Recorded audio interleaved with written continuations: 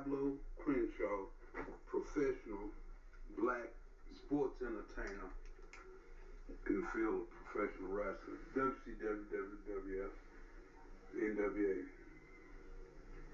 I want you to realize something, that this is an attempt to be exonerated from any wrongdoing that people find about me when I go to renew my pistol permit, when I go to get my CDLs renewed, when I try to get my liquor license renewed, any kind of work and validation of my ability to be treated as an American citizen, not 3/5 of a man.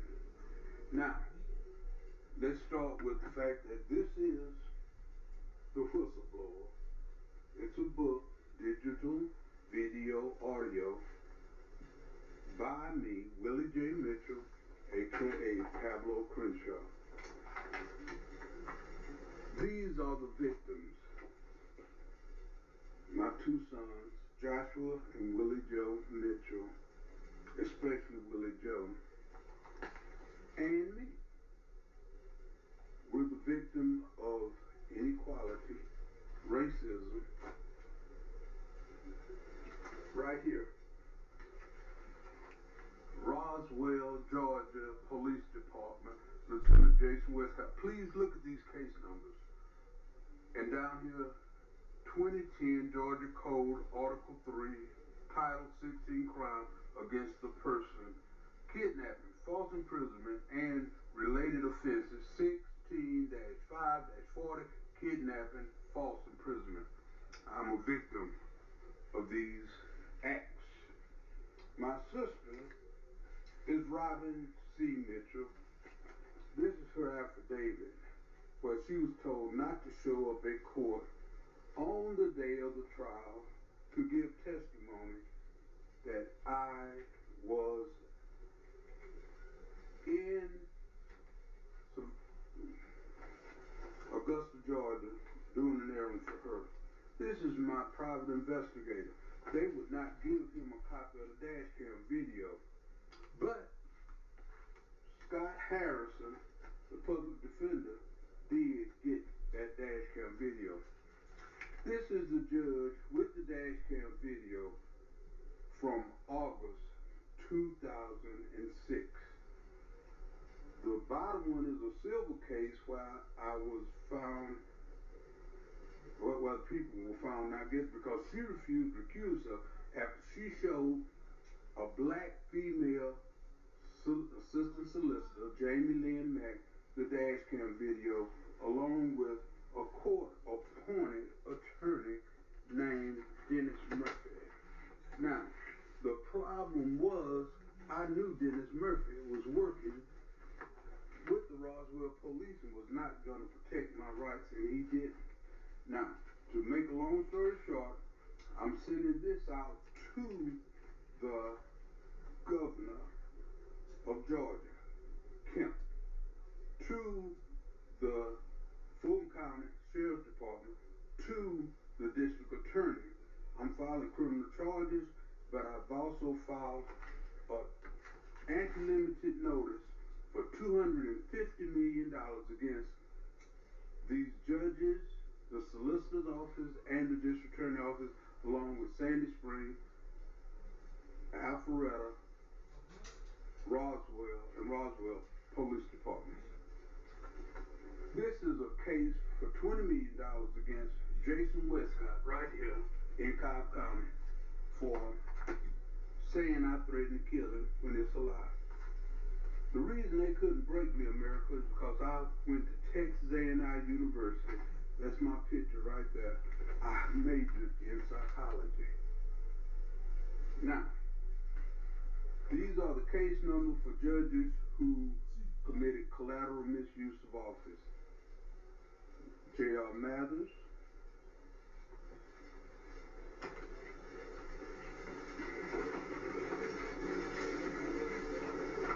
Craig Swall, who told me after Assistant District Attorney Linda Koski said I was going to go Brian Nichols. That was a lie.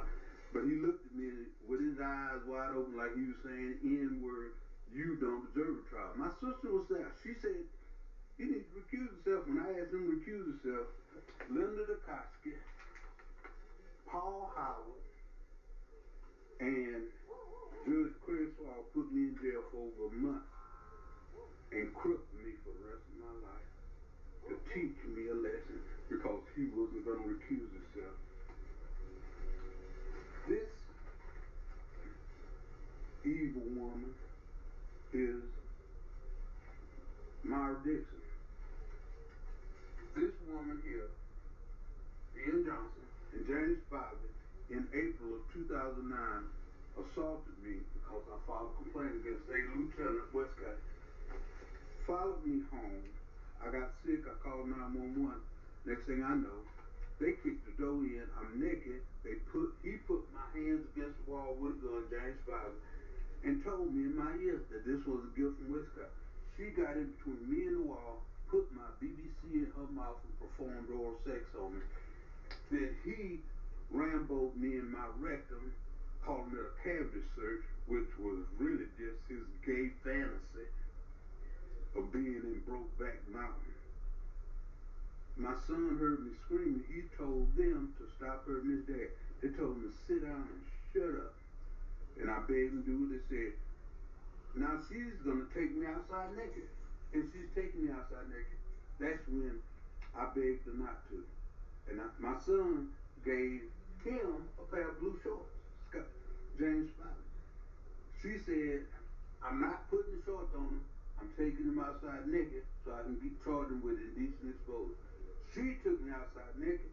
He followed with my blue shorts, got in his car. She took me to her car, bent me over while the little black Mexican shirt. I said, what about the shirt? They ain't nothing but animals anyway, because they wasn't white. Took me to jail, naked. All the white police over there cheering like they was a bunch of females at a bachelorette party with the Chippendale men entertaining them. Homosexuals also had me on the floor naked, handcuffed, 6 hours, hospital twice, over 80 hours. Never once booked, fingerprint, or charged or allowed to make a phone call. Both times I was in the hospital, handcuffed, foot cuffed. So they gonna make her. She said I was guilty of public intoxication. She wouldn't even listen to the 911 call. That's the reason I'm suing her. She knew what she was doing. They all in collaboration. Scott Hall was taking my case against these people. But when she said I was guilty, wouldn't even listen to the 911, how in the hell I'm publicly intoxicated when I'm in my house waiting on the ambulance after I called 911? That's why she didn't do it. Just remember, you raped, molested, and retarded these 2 little boys whose mother had already died. My father's father, Willie J. Crenshaw, fought in Germany. His son, my father, fought in Okinawa. 2 of my mother's 3 brothers fought in Okinawa. My sister was the assistant federal prosecutor for the Justice Department Presidential Drug Task Force. I know because I was there with her with my pistol and my permit every second of the day, except for when she was at work. I am an American citizen. This is going to be a GoFundMe account along with another chapter of my book. Please stay tuned, America. I promise you it will not be boring. And remember, Myra Dixon,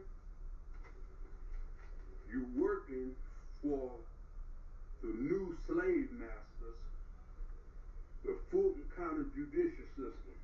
They had a name for black women that used to nourish and wet nurse the white man's little puny babies because he